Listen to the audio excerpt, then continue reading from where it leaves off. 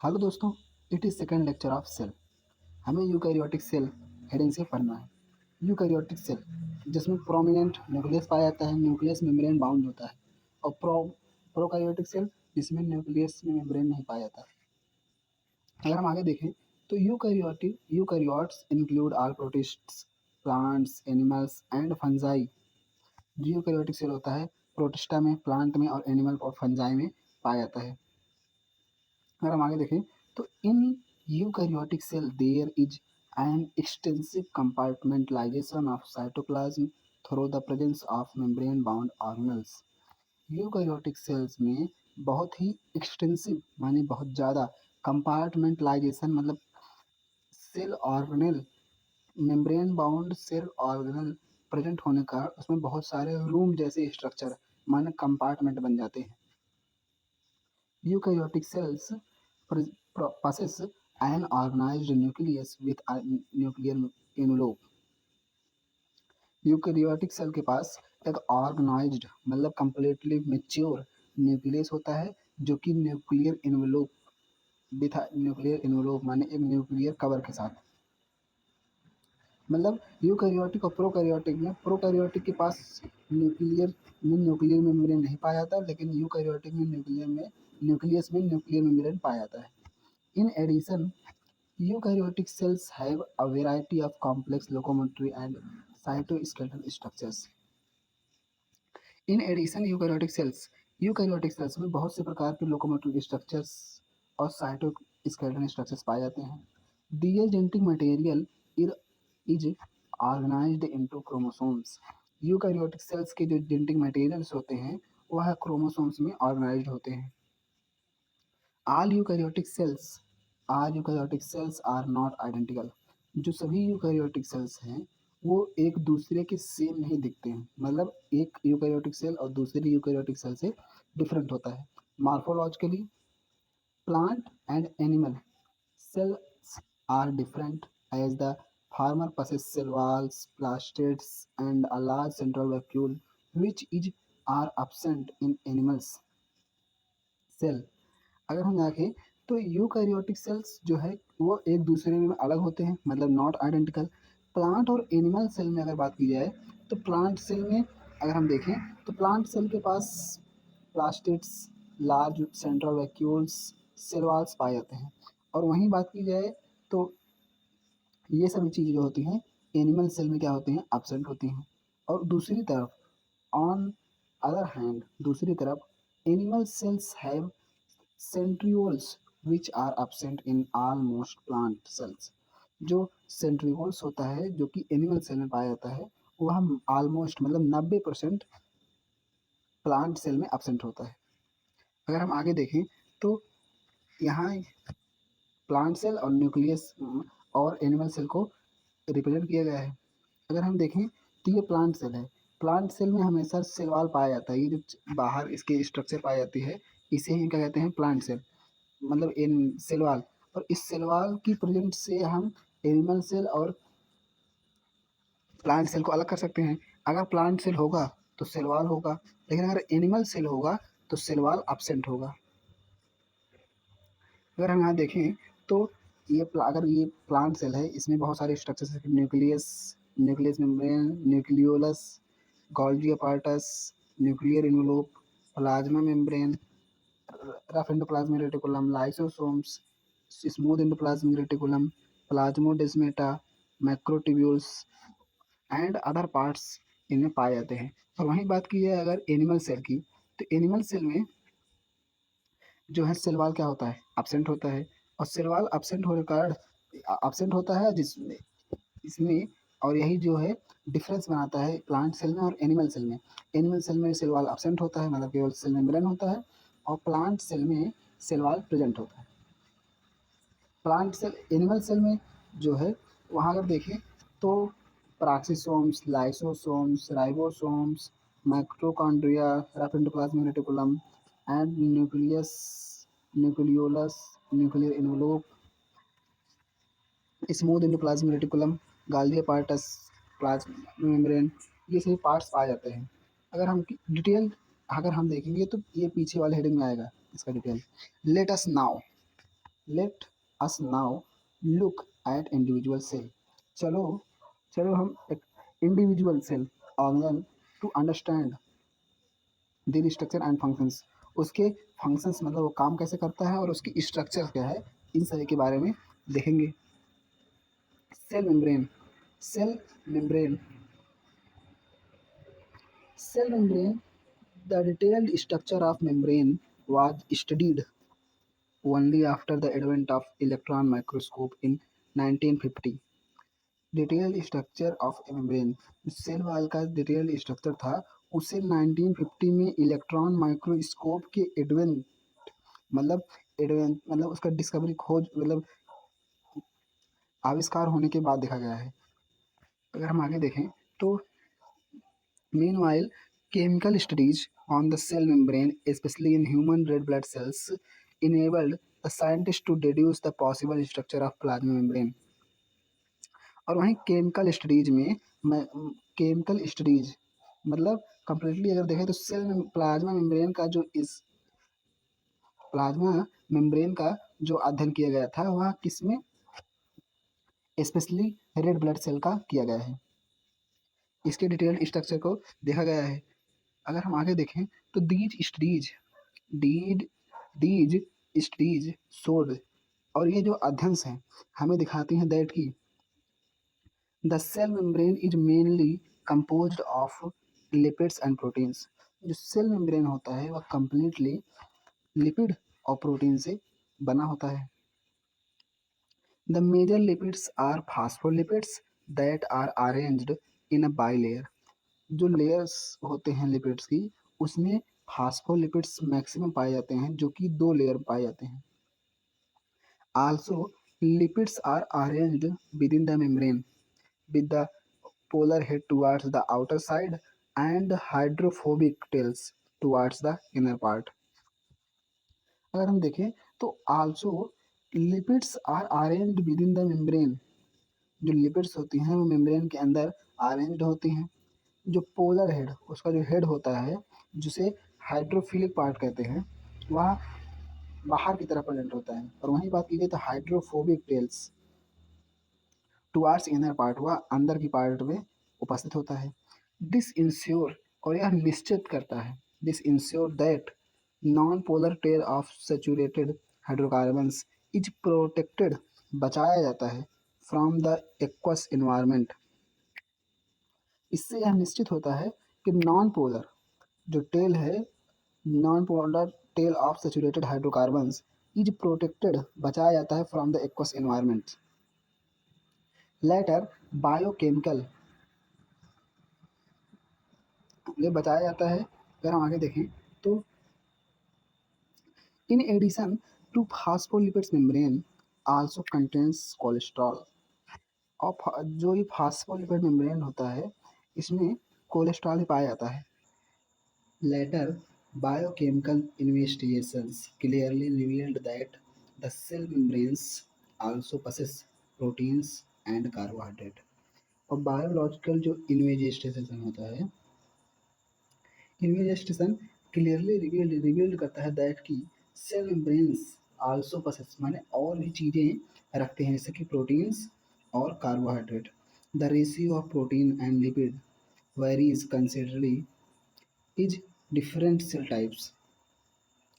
Ratio of protein and lipid, protein का और lipid का जो अमाउंट है वो सेल टू सेल चेंज होता रहता है। In human beings in human beings the membrane of the erythrocyte has approximately 52% protein and 40% lipid। अगर ह्यूमन बींग्स में मानव में हम देखें तो इरिथ्रोसाइट मतलब आरबीसी, उसमें 52% प्रोटीन और 40% लिपिड पाया जाता है। Depending on the ease of extraction depending on the ease of extraction membrane proteins can be classified into integral and peripheral। Depending on ease of extraction मतलब उन्हें बाहर निकालने के आधार पर, मतलब बाहर निकालने के आधार पर मतलब कि जो प्रोटीन्स मेम्ब्रेन प्रोटीन्स पाए जाते हैं वह या तो इंटीग्रल या तो अंदर पाए जाएंगे या तो पेरिफेरल किनारे पर पाए जाएंगे। Peripheral proteins lie on the surface of membrane, जो पेरिफेरल प्रोटीन होता है वह सरफेस पर, बाइलेयर सरफेस पर लाई मैंने लेटा रहता है, जबकि while integral proteins are partially or totally buried in membrane, जो इन इंटीग्रल प्रोटीन्स होते हैं अंदर पाए जाने वाले प्रोटीन्स, वह पार्शियली या टोटली मेम्ब्रेन के अंदर पाए जाते हैं। वो जो बाइलेयर होता है उनके अंदर पाए जाते हैं। अगर हम यहाँ देखें तो पेरिफेरल प्रोटीन जो कि लिपिड के, जो कि इस बाइलेयर पर ऐसा एक किनारे बाहर पाया जाता है, पेरिफेरल मतलब होता ही है किनारे, और वहीं देखा जाए तो इंटीग्रल पार्शियली या कंप्लीटली लिपिड मेम्ब्रेन में अंदर ही पाया जाता है। N improved model of structure and improved model of structure of cell membrane was proposed by the Singer and Nicholson in 1972, widely accepted as a fluid mosaic model and improved model of structure of cell membrane. Cell membrane का एक improved model was proposed किया गया किसके द्वारा? Singer और Nicholson द्वारा। किसमें? 1972 में, 1972 में, जो कि वाइडली एक्सेप्टेड मतलब बहुत विस्तृत रूप से एक्सेप्ट किया गया। किस रूप में? फ्लूइड मोज़ेक मॉडल के रूप में। अकॉर्डिंग टू दिस, इसके आधार पर, according to this the quasi fluid nature of lipid enables lateral movements of proteins within the bilayer, overall bilayer. Quasi fluid nature of lipid enables में दिखाता है lateral movement of proteins within the overall bilayer. Overall जो cell membrane का bilayer होता है उसमें protein जो है लेटरल मूवमेंट शो करता है। और दिस एबिलिटी टू मूव, और यह जो प्रोटीन का लेटरल मूवमेंट शो करने की जो एबिलिटी है मानी योग्यता है, to within the membrane, membrane के अंदर, is measured as its fluidity, उसकी फ्लूइडिटी को दर्शाता है। और जितना ज़्यादा अच्छे से मूव कर सकेगा वह उतना ही ज़्यादा फ्लूइडिटी को दिखाता है। The fluid nature, the fluid nature of the membrane is also important from the point of the view of functions like cell growth, formation of intercellular junctions, secretion, endocytosis, cell divisions, etc. The fluid nature of membrane is also important. जो fluid nature होता है membrane का वह भी important है। किस point of view से? जैसे कि cell growth के लिए, इसके लिए भी, और formation of intercellular junctions अथवा secretion अथवा endocytosis और cell division के लिए important है। One of the most important functions of plasma membrane is the transport of molecules across it. One of the most मतलब सबसे महत्वपूर्ण काम किस प्लाज्मा मेम्ब्रेन का क्या है? ट्रांसपोर्ट मॉलिक्यूल्स अक्रॉस इट, इसके आर पार मॉलिक्यूल्स को भेजना इसका महत्वपूर्ण काम है। The membrane is selectively permeable to some molecules present on either side of it. जो मेम्ब्रेन होता है वह कुछ मॉलिक्यूल्स के लिए सेलेक्टिवली परमिएबल मतलब ऐसा सेलेक्टिव परमिएबल मतलब कुछ ऐसे सेलेक्टेड मॉलिक्यूल्स होते हैं जो इसके आर पार जा सकते हैं, और कुछ सेलेक्टेड मॉलिक्यूल होते हैं जो नहीं जा सकते हैं। तो सेलेक्टिवली परमिएबल का मतलब है कि कुछ सेलेक्टेड चीज़ें, सेलेक्टेड मॉलिक्यूल इसके आर पार जा सकती हैं, सभी नहीं। Many molecules can move briefly across the membrane without any requirement of energy, and this is called the passive transport. Many molecules, बहुत सारे molecules जो होते हैं वो can move briefly, आसानी से मूव कर सकते हैं across the membrane without any requirement of energy, बिना किसी एनर्जी की ज़रूरत से। और this is called the passive transport, मतलब पैसिव ट्रांसपोर्ट एक ऐसे ट्रांसपोर्ट है जिसमें बहुत सारे मॉलिक्यूल्स बिना एनर्जी का यूज किए एक तरफ से दूसरी तरफ, एक पार से दूसरी तरफ पार जा सकते हैं। Natural solutes may move across the membrane by the process of the simple diffusion along the concentration gradient. Natural solutes may move मतलब मूव कर सकते हैं membrane by the process of the simple diffusion, simple diffusion द्वारा along the concentration gradient मतलब high से low, from high to low. Water may also move across this membrane from higher to lower concentration. Water भी शायद move कर सकता है या करता है अक्रॉस मेम्ब्रेन के आर पार, from higher to lower concentration. Movement of water by diffusion is called osmosis. मतलब movement of A water, water का मूवमेंट होना डिफ्यूजन द्वारा क्या कहलाता है? ऑस्मोसिस कहलाता है। As the polar molecules can't pass through the non-polar lipid bilayer, they are require a carrier protein of the membrane which facilitated their transport across the membrane.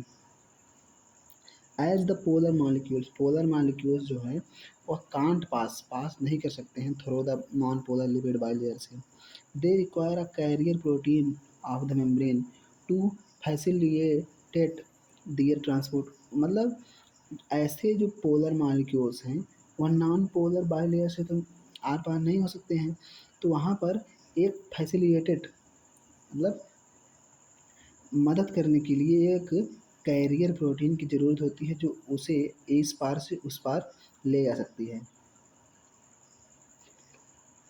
A few ions of our molecules are transported across the membrane against their concentration gradient। और कुछ ion molecule जो होते हैं वह transport किए जाते हैं against दियर concentration, मतलब लो कंसंट्रेशन से हाई कंसंट्रेशन। अगर हम देखें यूजुअली हाई कंसंट्रेशन से लो कंसंट्रेशन ही जाता है मॉलिक्यूल, लेकिन यहाँ क्रॉस अगेंस्ट द कंसंट्रेशन, मतलब लोअर से हाई कंसंट्रेशन जाता है। Such a transport is an energy dependent process. यह जो ट्रांसपोर्ट है वह एनर्जी पे डिपेंडेंट प्रोसेस है, इन जिसमें ATP is utilised and is called active transport. Example sodium potassium pump, जिसमें एटीपी यूटिलाइज्ड होता है, जिसे सोडियम पोटेशियम पंप कहते हैं।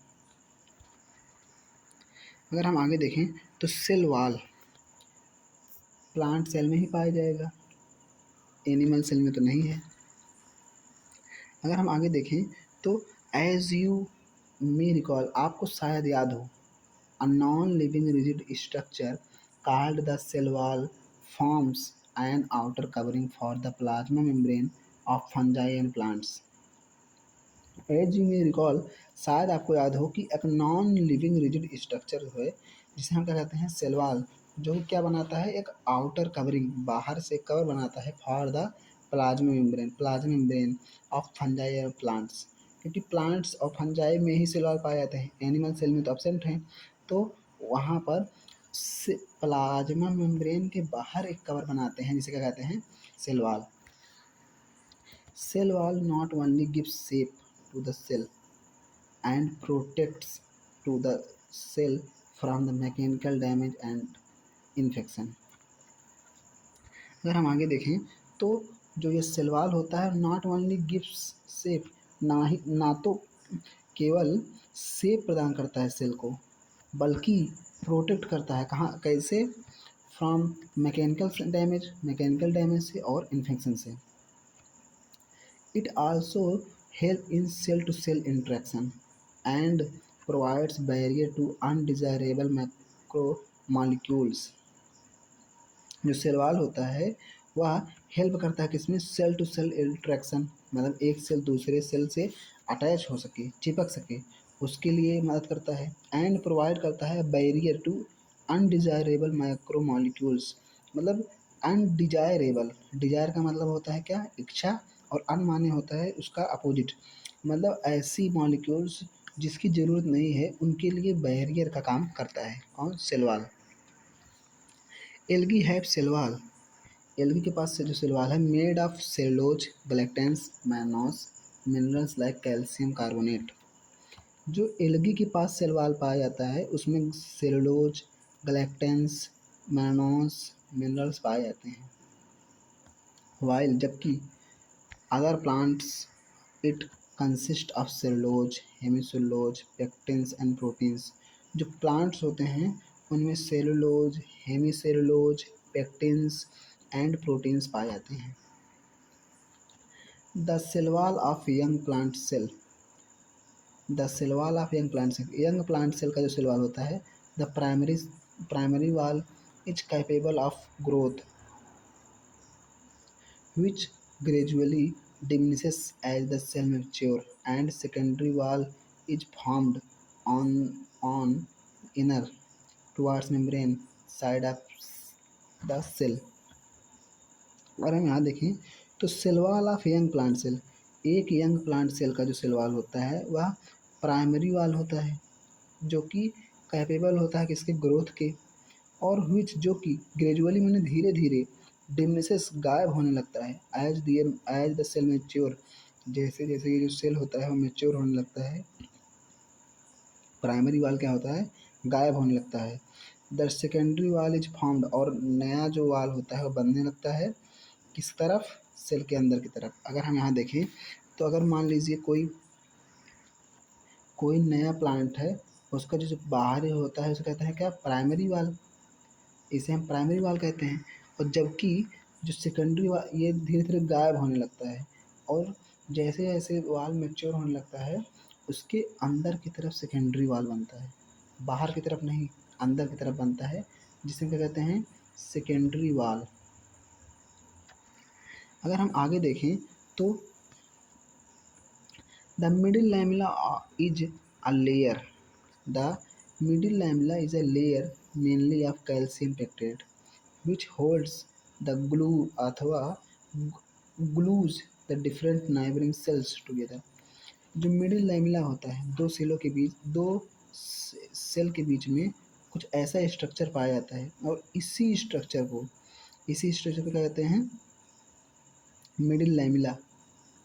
इसी स्ट्रक्चर को कहते हैं मिडिल लैमेला कहते हैं, जो कि नाइबरिंग सेल्स मतलब आस पड़ोस में पाए जाने वाले सेल्स को होल्ड करता है, उन्हें चिपकाता है। And the cell wall and middle lamella may be traversed by the plasmodesmata which connect the cytoplasm the neighbouring cells. अगर जो कि अगर देखें हम तो अगर सेल और सेल में अगर इंटरेक्शन होता है, सेल और सेल एक दूसरे से अटैच्ड होते हैं, इसे प्लाज्मोडेस्माटा कहते, इसे मिडिल लैमेला कहते हैं। लेकिन वहीं बात करें अगर हम प्लाज्मोडेस्माटा की, तो प्लाज्मोडेस्माटा में यहाँ तो सेल और सेल में इंटरेक्शन था, मतलब सेल वॉल जुड़े थे, इसमें साइटोप्लाज्म जुड़ा होता है, और इसे क्या कहते हैं, मिडिल लैमेला, इसे कहते हैं मिडिल लैमेला, जबकि इसे कहते हैं प्लाज्मोडेस्माटा, इसे प्लाज्मोडेस्माटा कहते हैं। प्लाज्मोडेस्माटा जो कि प्लाज्मा में शब्द मतलब साइटोप्लाज्म से आया है, यह जो नाइबरिंग मतलब आस पड़ोस में रहने वाले जो सेल होते हैं उनके साइटोप्लाज्म को एक दूसरे से अटैच्ड रखता है। इंडोमेम्ब्रेन सिस्टम, अगर हम इंडोमेम्ब्रेन सिस्टम के बारे में बात करें तो while each of membranes organelles is distinct, जबकि ईच मेम्ब्रेनस ऑर्गेनल्स, हर एक जो मेम्ब्रेन्स ऑर्गेनल्स हैं प्रत्येक, वह डिस्ट्रिक्ट माने विशेष हैं, in terms of its function and structure. जो जो कि जो मेम्ब्रेनस ऑर्गेनल्स हैं वह विशेष हैं किस रूप में, terms of its function and structure, या तो वह फंक्शन में और स्ट्रक्चर में।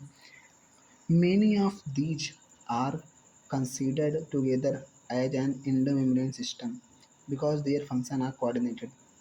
लेकिन कई ऐसे सेल ऑर्गेनल सिस्टम होते हैं जिन्हें टूगेदर माने एक साथ कंसीडर किया जाता है एज एन, जैसे कि एक इंडोमेम्ब्रेन सिस्टम, बिकॉज दियर, क्योंकि दियर फंक्शन, उनके जो कार्य होते हैं, आर कोऑर्डिनेटेड, एक कोऑर्डिनेटेड वे में होते हैं। कोऑर्डिनेटेड वे में मतलब होता है कि अगर ये काम एक्स पहले हुआ तो इसके बाद दूसरा कार्य वाई होगा, अगर एक्स काम नहीं होता है तो वाई काम भी नहीं होगा। The endomembrane system includes endoplasmic reticulum, जो इंडोमेम्ब्रेन सिस्टम में कुछ कोऑर्डिनेटेड रूप में फंक्शन करते हैं, काम करते हैं। उनमें सबसे पहले कौन आता है? Endoplasmic reticulum, Golgi complex, lysosome and vacuoles. ये 4 चीज़ें पाई जाती हैं जो कि एक कोऑर्डिनेटेड वे में इंडो मेम्ब्रेन सिस्टम के रूप में आ जाती हैं। कौन कौन से? Endoplasmic reticulum, Golgi complex and lysosomes and vacuoles. Since the functions of mitochondria, chloroplast and peroxisomes are not coordinated. Mitochondria के कार्य, पेरोक्सोसोम के कार्य, क्लोरोप्लास्ट के कार्य एक दूसरे से कोऑर्डिनेटेड वे में नहीं होते हैं, मतलब कोई भी काम कभी भी हो सकता है आगे पीछे। विद द एबव कंपोनेंट्स, जो ऊपर दिए कंपोनेंट्स हैं उनके साथ नहीं होता है। These are not considered a part of endomembrane system. और यही रीजन है कि माइटोकॉन्ड्रिया, पेरोक्सोसोम और क्लोरोप्लास्ट को एंडोमेम्ब्रेन सिस्टम के रूप में नहीं काउंट किया जाता है। सबसे पहले अगर हम देखें एंडोमेम्ब्रेन सिस्टम में, तो एंडोप्लाज्मिक रेटिकुलम, जिन्हें हम शॉर्ट में क्या कहते हैं? ER। यहाँ पर आप इसके स्ट्रक्चर को भी देख पाएंगे। इसे कहते हैं एंडोमेम्ब्रेन सिस्टम। एंडोमेम्ब्रेन सिस्टम में nucleus pore, nuclear pore, rough endoplasmic reticulum, ये तो सेल के बारे में बताया गया है। यहाँ जो न्यूक्लियस है, न्यूक्लियस पोर है, उसके बाद एंडोप्लाज्मिक रेटिकुलम, रफ एंडोप्लाज्मिक, मतलब एंडोप्लाज्मिक रेटिकुलम 2 प्रकार का होता है, rough endoplasmic reticulum and smooth endoplasmic reticulum. तो यहाँ रफ एंडोप्लाज्मिक रेटिकुलम दिखाया गया है, जबकि अगर हम नीचे देखें तो स्मूथ एंडोप्लाज्मिक रेटिकुलम दिखाया गया है। एंड राइबोसोम, जहाँ राइबोसोम होगा वह रफ एंडोप्लाज्मिक रेटिकुलम, और जहाँ राइबोसोम नहीं है वहाँ स्मूथ एंडोप्लाज्मिक रेटिकुलम। अगर हम इसमें देखें तो electron microscopic studies of eukaryotic cells reveal the presence of a network of reticulum of the tiny tubular structures scattered in the cytoplasm that is called the endoplasmic reticulum. Electron microscope से अध्ययन करने के बाद यह देखा गया कि eukaryotic cells में एक नेटवर्क या रेटिकुलम, मतलब जाल जैसी संरचना, ट्यूबुलर, बहुत ही पतले ट्यूबुलर स्ट्रक्चर पाई जाती है, जो कि पूरे फैली है किसमें? साइटोप्लाज्म में, जिसे एंडोप्लाज्मिक रेटिकुलम कहते हैं। वहीं अगर हम देखें तो हेंस इसीलिए endoplasmic reticulum divides the intercellular space into 2 distinct compartments. जो एंडोप्लाज्मिक रेटिकुलम है वह एंडोप्लाज्मिक रेटिकुलम इंटरसेलुलर, मतलब सेल के अंदर की स्पेस को 2 भागों में डिवाइड करता है। कौन कौन सा? Luminal and extra luminal. जहाँ एंडोप्लाज्मिक रेटिकुलम पाया जाता है उसे ल्यूमिनल पार्ट कहते हैं, और उसके बाद के सारे पार्ट, मतलब किसी सेल होगा, अगर मान लीजिए ये कोई सेल है, तो यहाँ अगर एंडोप्लाज्मिक रेटिकुलम पाया जाता है तो इसी क्या कहते हैं? ल्यूमिनर। और उसके बाद जो बचा है उसे क्या कहते हैं? एक्स्ट्रा ल्यूमिनर। अगर हम आगे देखें तो इन्हें 2 compartment, luminal and extra luminal में बांटा गया है, और एक्स्ट्रा ल्यूमिनल को हम साइटोप्लाज्म कहते हैं। The ER often shows ribosomes attached to their outer surface। जो एंडोप्लाज्मिक रेटिकुलम है ऑफन उन्हें प्राय शोज में दिखाता है ribosome attach to the their surface, मतलब एंडोप्लाज्मिक रेटिकुलम में राइबोसोम्स में यूजुअली अटैच्ड होते हैं। The endoplasmic reticulum bearing ribosomes on their surface is called the rough endoplasmic reticulum। मतलब ऐसा एंडोप्लाज्मिक रेटिकुलम जिसके सरफेस पर रफ राइबोसोम्स पाए जाते हैं उन्हें रफ एंडोप्लाज्मिक रेटिकुलम कहते हैं। In the absence of ribosomes they are appear smooth and are called smooth endoplasmic reticulum। अगर यही राइबोसोम्स एब्सेंट हो जाते हैं तो यह जो एंडोप्लाज्मिक रेटिकुलम है वह स्मूथ दिखाई देने लगता है, और यही रीजन है कि उसे स्मूथ एंडोप्लाज्मिक रेटिकुलम कहते हैं। Rough endoplasmic reticulum frequently observed in the cell actively involve in the protein synthesis and secretion. जो रफ एंडोप्लाज्मिक रेटिकुलम होता है और फ्रिक्वेंटली मैंने बहुत तेज़ी से ऑब्जर्व किया जा सकता है किसी सेल में, क्योंकि यह किसका प्रोटीन सिंथेसिस का और सिक्रीजन का काम करते हैं। They they are extensive and continuous with the outer membrane of the nucleus। यह बहुत दूर तक मतलब एक्सटेंसिव यानी विशाल, बहुत अधिक, और कॉन्टिन्यूस यानी लगातार जो मेम्ब्रेन होता है न्यूक्लियस का उससे अटैच्ड होते हैं, आउटर मेम्ब्रेन ऑफ न्यूक्लियस के अटैच्ड होते हैं। The smooth endoplasmic reticulum the smooth endoplasmic reticulum is the major site of synthesis of lipid in the animal cell. Lipid-like steroidal hormone are synthesized in the endoplasmic reticulum. Rough smooth endoplasmic reticulum, जो smooth endoplasmic reticulum होता है is the major site for the synthesis of lipid. Lipid का synthesis का major site होता है, और in animal cell में lipid like steroidal hormone को सिंथेसाइज करता है। गोल्जी अपार्टस गोल्जी अपार्टस एक सेल में पाया जाने वाला सेल ऑर्गेनल्स है। गोल्जी अपार्टस जिसे हम गोल्जी बॉडी भी कहते हैं, इसे खोज किसने की थी? It is discovered by Camillo Golgi 1898। First observed densely stained reticular structure near the nucleus. First observed पहली बार यह देखा गया था किसके द्वारा? कैमिलो गोल्जी द्वारा। डेंसली माने बहुत ही डेंस के रूप में, घना, स्टेंड किया गया था reticular structures near nucleus, nucleus के पास पाया जाता है। These were later named Golgi bodies after him. और कैमिलो गोल्जी के इसके मतलब जब कैमिलो गोल्जी ने सबसे पहले डिस्कवर किया था तो इसके बाद इसका नाम क्या रख दिया गया? Golgi bodies. They consist of many flat disc-shaped sacs of cisternae of 0.5 micrometer to 1 micrometer diameter।